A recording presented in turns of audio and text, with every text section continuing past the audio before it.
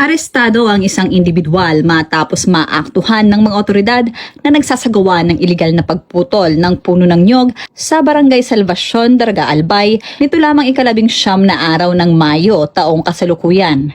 Ang operasyon ay pinangunahan ng mga tauhan ng Regional Special Operating Team ng Regional Maritime Unit 5 na nagresulta sa pagkakaaresto sa sospek na kinilala sa alias Ed Binata, 35 taong gulang at residente ng nabanggit na lugar. Nakumpiska mula sa sospek ang isang unit ng chainsaw na walang kaukulang permit at 55 piraso ng coconut lumber na may kabuuang halaga na 38,400 piso. Nasa kustudiya na ngayon ng Regional Maritime Unit 5 Headquarters ang sospek at mahaharap sa kasong paglabag sa Republic Act 8048 o ang Coconut Preservation Act of 1995 as amended by Republic Act 10593 at RA 9175 o ang Chainsaw Act of 2002.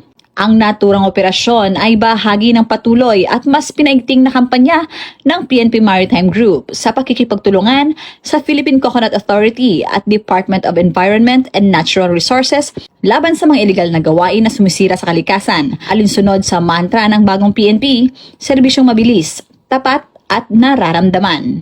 Mula dito sa Regional Maritime Unit 5, ako ang inyong PNN correspondent, Staff Sergeant Irene Hanitri Abad, alagad ng batas, tagataguyod ng Balitang Pulis.